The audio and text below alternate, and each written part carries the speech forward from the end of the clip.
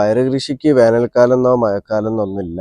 നമ്മൾ ഇതേപോലെ നട്ട് വളർത്തി കഴിഞ്ഞാൽ ഒരു പന്തലിട്ട് കൊടുത്താൽ കറക്റ്റായിട്ട് നമ്മൾ പരിചരിക്കുകയാണെന്നുണ്ടെങ്കിൽ നമുക്ക് അതിന് നല്ല രീതിയിൽ തന്നെ കായ്ഫലം കിട്ടുന്നതാണ്. അപ്പോൾ ഏത് തരം വെണ്ടകളാണെന്നുണ്ടെങ്കിലും നമുക്ക് ഇതുപോലെ വിത്ത് മുളപ്പിച്ചിട്ട് നമുക്ക് നട്ട് വളർത്തിയാൽ നല്ല രീതിയിൽ കായ്ഫലം കിട്ടുന്നതാണ്.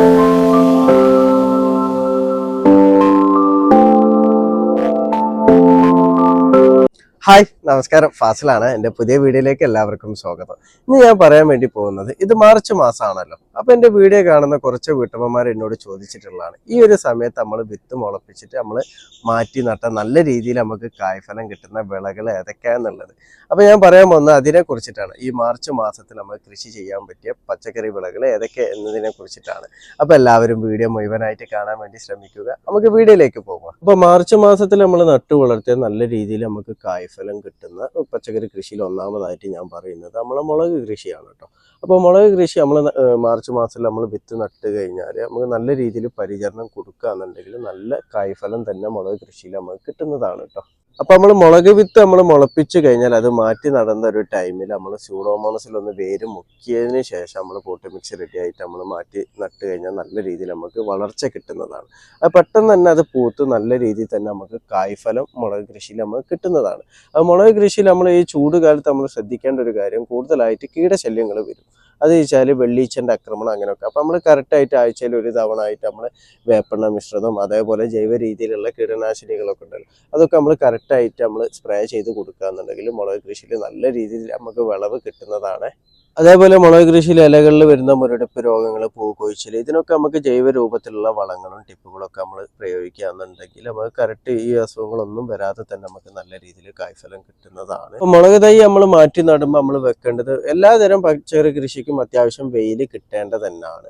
പക്ഷെ നമ്മൾ കൂടുതലായിട്ട് നല്ല ഉദിച്ച വെയിൽ കിട്ടുന്ന സ്ഥലമാണെന്നുണ്ടെങ്കിൽ ലേശൊരു തണൽ കിട്ടുന്ന സ്ഥലത്തേക്കായിട്ട് നമുക്ക് മാറ്റി നടാൻ പറ്റുന്നതാണ് കേട്ടോ. അപ്പോൾ വെയിൽ അത്യാവശ്യം കിട്ടും വേണം, അതേ സ്ഥാനത്ത് കൂടുതലായിട്ട് വെയിൽ കിട്ടാനും നമ്മളെ ഇപ്പം മുളക് കൃഷിയാണെങ്കിലും മറ്റേത് പച്ചക്കറി കൃഷിയാണെങ്കിലും ആ ഒരു രീതിയിലാണ് നമ്മൾ നടേണ്ടത്. പ്രത്യേകിച്ച് ഇതുപോലെ ദീർഘകാല വിള കിട്ടുന്നത്, ഇപ്പം മുളക് കൃഷിയൊക്കെ ദീർഘകാല വിളയാണ്. പക്ഷേ ഒരു 8-10 വർഷം വരെ നമുക്ക് ഒരു മുളക് കൃഷി നമുക്ക് കറക്റ്റായിട്ട് നമ്മൾ പരിചരിക്കുകയാണെന്നുണ്ടെങ്കിൽ നമുക്ക് അതിന് നല്ല രീതിയിൽ തന്നെ കായ്ഫലം കിട്ടുന്നതാണ്. അതുപോലെ തന്നെ കാൽസ്യത്തിന്റെ കുറവ് മുളക് കൃഷിയിൽ നല്ല രീതിയിൽ കാണിക്കും. കറക്റ്റായിട്ട് കാൽസ്യം കിട്ടിയിട്ടില്ല എന്നുണ്ടെങ്കിലും അതേപോലെ ബോറോൺ, നമ്മളെ മൈക്രോന്യൂട്രിയൻസിനൊക്കെ കുറവ് നല്ല രീതിയിൽ കാണിക്കും. കൂടുതലായിട്ട് കാൽസ്യത്തിന്റെ കുറവാണ് കാണിക്കുക. അപ്പോൾ ആ ഒരു ടൈമിൽ നമ്മൾ ഒന്നെങ്കിൽ കുമ്മായം കലക്കിയിട്ട് ഒഴിച്ചു കൊടുക്കുക, ഡോളോമൈറ്റ് കലക്കി ഒഴിച്ചു കൊടുക്കുക. ഇനി അതല്ലാന്നുണ്ടെങ്കിൽ കാൽസ്യം നൈട്രേറ്റ് നമുക്ക് വാങ്ങാൻ കിട്ടും. അപ്പോൾ അത് ഇലകൾ സ്പ്രേ ചെയ്ത് കൊടുക്കുകയെന്നുണ്ടെങ്കിൽ ചെടികൾക്ക് പെട്ടെന്ന് തന്നെ അത് വലിച്ചെടുക്കാനും പറ്റുന്നതാണ് കേട്ടോ. അപ്പോൾ അടുത്തൊരു ഇനാണ് കേട്ടോ നമ്മളെ പയറുവർഗ്ഗങ്ങൾ. അപ്പോൾ പയറുവർഗ്ഗങ്ങൾ ഏത് വെറൈറ്റി ആണെന്നുണ്ടെങ്കിൽ ഈ മാർച്ച് മാസത്തിൽ നമ്മൾ നട്ടു വളർത്തിയാൽ നല്ല രീതിയിൽ കായ്ഫലം കിട്ടുന്നതാണ് കേട്ടോ. അപ്പോൾ പയറ് കൃഷിക്ക് വേനൽക്കാലെന്നോ മഴക്കാലെന്നോ ഒന്നുമില്ല. നമ്മൾ ഇതേപോലെ നട്ട് വളർത്തി കഴിഞ്ഞാൽ ഒരു പന്തലിട്ട് കൊടുത്താൽ, ഇനിയിപ്പോൾ പന്തലിട്ട് കൊടുക്കാൻ പറ്റിയിട്ടില്ല എന്നുണ്ടെങ്കിൽ ഒരു ഓല ചാരി വെച്ച് കഴിഞ്ഞാലും അതിൻ്റെ മേലെ പടർന്ന് പന്തലിച്ച് നമുക്ക് നല്ല രീതിയിൽ തന്നെ പയർ കിട്ടുന്നതാണ് കേട്ടോ. അപ്പോൾ ഇതിൻ്റെ വളപ്രയോഗം എന്ന് പറഞ്ഞാൽ നമ്മൾ ജൈവ രൂപത്തിലുള്ള ജൈവ സ്ലറികളോ അങ്ങനെയൊക്കെ ഇട്ട് കമ്പോസ്റ്റ് വളങ്ങളൊക്കെ ഇട്ട് കൊടുത്താൽ മതി. കാര്യമായിട്ടുള്ള വളങ്ങളൊന്നും കൊടുക്കേണ്ട ആവശ്യമൊന്നും പയറുവർഗ്ഗത്തിനില്ല കേട്ടോ. പിന്നെ കീടശല്യം എന്ന് പറഞ്ഞാൽ നമ്മൾ നേരത്തെ പച്ചമുളകിൽ പറഞ്ഞ അതേപോലത്തെ കീടശല്യങ്ങളൊക്കെ പയറിലും വരും. വെച്ചാൽ ഇല കടിച്ചു തിന്ന പുഴുക്കളെ ശല്യം, കൂടുതലായിട്ട് മൂഞ്ഞൻ്റെ ശല്യമൊക്കെയാണ് പയറുവർഗ്ഗത്തിൽ വരിക. അപ്പോൾ ആഴ്ചയിൽ ഒരു തവണ നേരത്തെ പറഞ്ഞ പോലെ തന്നെ നമ്മൾ വേപ്പെണ്ണ മിശ്രിതമോ അങ്ങനെയൊക്കെ സ്പ്രേ ചെയ്ത് കൊടുത്തു കഴിഞ്ഞാൽ നല്ല രീതിയിൽ തന്നെ നമുക്ക് പയറ് കൃഷി വീട്ടിൽ ചെയ്യാൻ പറ്റുന്നതാണ്. അപ്പോൾ നമ്മൾ പയർ വിത്ത് മുളപ്പിച്ച് കഴിഞ്ഞാൽ ഇപ്പോൾ സൂഡോമോണസിൽ, ഇപ്പോൾ ഹൈബ്രിഡ് വിത്താണെന്നുണ്ടെങ്കിൽ സൂഡോമോണസിൽ കുതിർത്തിടേണ്ട ആവശ്യമില്ല. അല്ലാതെ തന്നെ നമുക്ക് മുളപ്പിച്ചാൽ മതി. 2-3 ദിവസം കൊണ്ട് തന്നെ മുളച്ച് വരുന്നതാണ് കേട്ടോ. അപ്പോൾ ഒരാഴ്ചനെ കൊണ്ട് തന്നെ നമ്മൾ ഇത് വള്ളി ആവുന്ന രൂപത്തിലേക്ക് വരും. അപ്പോൾ ആ ഒരു സമയത്താണ് നമ്മൾ പന്തലിട്ട് കൊടുക്കുക, കാര്യങ്ങളൊക്കെ നമ്മൾ ചെയ്യേണ്ടത്. അപ്പോൾ പയർ കൃഷി പോലെ തന്നെ ഈ ഒരു സമയത്ത് മാർച്ച് മാസത്തിൽ നട്ടു വളർത്തിയ നല്ല കായ്ഫലം കിട്ടുന്നതാണ് കേട്ടോ. നമ്മളെ പാവയ്ക്ക, അതേപോലെ പടവലം, പീച്ചിൽ, കോവയ്ക്ക, നമ്മളെ വള്ളിച്ചെടികളായിട്ട് വരുന്ന എല്ലാ ചെടികളും നമുക്ക് ഈ ഒരു സമയത്ത് നട്ടു വളർത്തിയാലും നല്ല രീതിയിൽ കായ്ഫലം കിട്ടുന്നതാണ് കേട്ടോ. ഇതിൻ്റെ എല്ലാത്തിൻ്റെയും പരിചരണം ഒരേ രൂപത്തിൽ തന്നെയാണ് കേട്ടോ നമ്മൾ ചെയ്യേണ്ടത്. കാര്യമായിട്ട് നമ്മൾ പുറമത്തെ രാസവളങ്ങളൊന്നും ഇട്ട് കൊടുക്കേണ്ട ആവശ്യമില്ല. നമ്മൾ സ്ലറികളൊക്കെ ഉണ്ടാക്കുകയെന്നുണ്ടെങ്കിൽ അത് കറക്റ്റായിട്ട് ഒഴിച്ചു കൊടുത്താൽ മതി. അപ്പം തന്നെ നല്ല രീതിയിൽ വളർച്ച കിട്ടി നമുക്ക് കായ്ഫലം കിട്ടുന്നതാണ്. അടുത്തതായിട്ട് നമ്മൾ മാർച്ച് മാസത്തിൽ നട്ടു വളർത്തിയാൽ നമുക്ക് നല്ല രീതിയിൽ കായ്ഫലം കിട്ടുന്ന ഒന്നാണ് വെണ്ട. അപ്പോൾ വെണ്ടയിൽ പല ഇനങ്ങളുണ്ട്. ഇപ്പോൾ റെഡ് ഉണ്ട്, ഗ്രീൻ ഉണ്ട്, ആനക്കൊമ്പൻ വെണ്ട ഉണ്ട്. അപ്പോൾ ഏത് തരം വെണ്ടകളാണെന്നുണ്ടെങ്കിലും നമുക്ക് ഇതുപോലെ വിത്ത് മുളപ്പിച്ചിട്ട് നമുക്ക് നട്ടു വളർത്തിയാൽ നല്ല രീതിയിൽ കായ്ഫലം കിട്ടുന്നതാണ്. അപ്പോൾ വിത്ത് മുളപ്പിച്ച് മുളപ്പിക്കുമ്പോൾ നേരത്തെ ഞാൻ പറഞ്ഞ പോലെ തന്നെ ഹൈബ്രിഡ് വിത്താണെന്നുണ്ടെങ്കിൽ നമ്മൾ സൂഡോമോണസിൽ മുക്കിയിടേണ്ട ആവശ്യമില്ല. ഇനി മുക്കിയിട്ടാൽ കുഴപ്പമില്ല.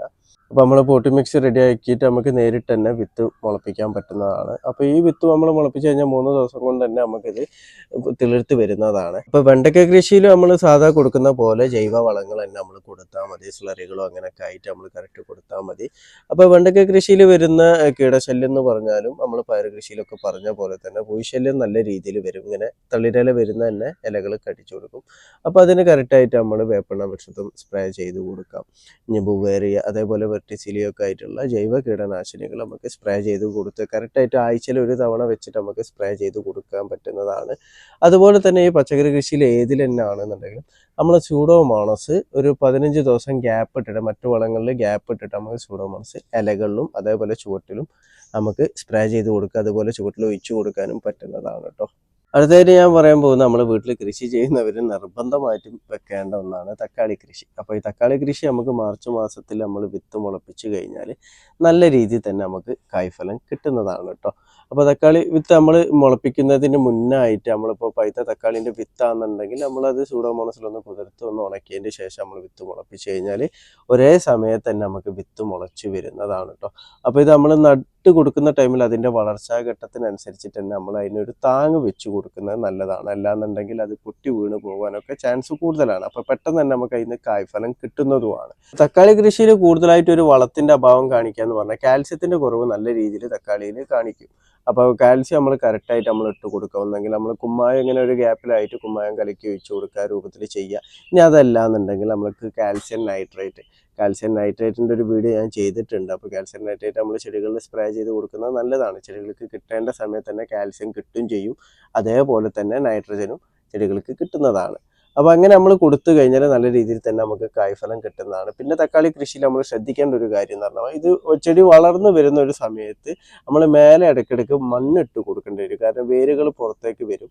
അപ്പോൾ മേലെ ഒന്ന് മണ്ണിട്ട് കൊടുക്കുക. വളങ്ങൾ മിക്സ് ചെയ്ത മണ്ണുകൾ ഇട്ട് കൊടുക്കുന്നത് നല്ലതാണ് കേട്ടോ. അതുപോലെ തന്നെ നമ്മൾ മാർച്ച് മാസത്തിൽ നട്ടു വളർത്തിയാൽ നല്ല രീതിയിൽ കായ്ഫലം കിട്ടുന്നതാണ് നമ്മളെ വഴുതന. അപ്പോൾ വഴുതന നമുക്ക് നീളനുണ്ട്, അതേപോലെ ഉരുണ്ടത് പല കളറിലും ഉണ്ട്. പച്ച ഉണ്ട്, അതേപോലെ വയലറ്റും ഉണ്ട്. അപ്പോൾ ഈ വഴുതന കൃഷിയും നമുക്ക് ഇതേപോലെ വിത്ത് മുളപ്പിക്കാൻ പറ്റുന്നതാണ്. ഈ വിത്തും അതേപോലെ തന്നെ നമ്മൾ ഇട്ട് കഴിഞ്ഞാൽ ഒരു 3-4 ദിവസം കൊണ്ട് തന്നെ അത് മുളച്ച് വരും. അപ്പോൾ ഹൈബ്രിഡ് വിത്താണെങ്കിൽ ഞാൻ നേരത്തെ പറഞ്ഞ പോലെ തന്നെ സൂഡോമോണസിൽ മുക്കേണ്ട ആവശ്യമില്ല. അപ്പോൾ വഴുതന കൃഷിയിൽ നമ്മൾ വളപ്രയോഗം എന്ന് പറഞ്ഞാൽ നമ്മൾ ജൈവ രൂപത്തിലുള്ള വളപ്രയോഗം തന്നെ ചെയ്ത് കൊടുത്താൽ മതി. അപ്പോൾ വഴുതന കൃഷിയിൽ കൂടുതലായിട്ട് കാണുന്നതാണ് പൂവ് ഇട്ട് കഴിഞ്ഞാൽ കായാവാതെ പൂവ് കൊഴിഞ്ഞു പോകുക എന്നുള്ളത്. ഇത് പ്രധാനമായിട്ടെന്ന് പറഞ്ഞാൽ നമ്മളെ പൊട്ടാഷ് അടങ്ങിയ വളം അതേപോലെ തന്നെ ബോറോൺ കാൽസ്യം ഇറങ്ങിയിട്ടുള്ള മൈക്രോ ന്യൂട്രിയൻസിൻ്റെ കുറവ് മൂലം കൂടുതലായിട്ട് വെള്ളം കെട്ടി നിന്ന സ്ഥലങ്ങളിലൊക്കെയാണ് നമ്മൾ ഈ പൂവുകൾ കൊഴിഞ്ഞു പോവുക. പിന്നെ അമിതമായിട്ട് നമ്മൾ പൂവിൻ്റെ മേലേക്ക് വളങ്ങൾ അടിച്ചു കൊടുക്കുക, ഇലകളിൽ സ്പ്രേ ചെയ്ത് കൊടുക്കുക. ഇങ്ങനത്തെ കാരണത്താലാണ് കൂടുതലായിട്ട് ഈ പൂവുകൾ കൊഴിഞ്ഞു പോകുന്നത്. പിന്നെ വഴുതന കൃഷിയിൽ വരുന്നതാണ് ഇലകളിൽ നല്ല രീതിയിൽ തന്നെ വെള്ളീച്ച അതേപോലെ മൂഞ്ഞൻ്റെ ഒക്കെ ആക്രമണം നല്ല രീതിയിൽ തന്നെ വരും.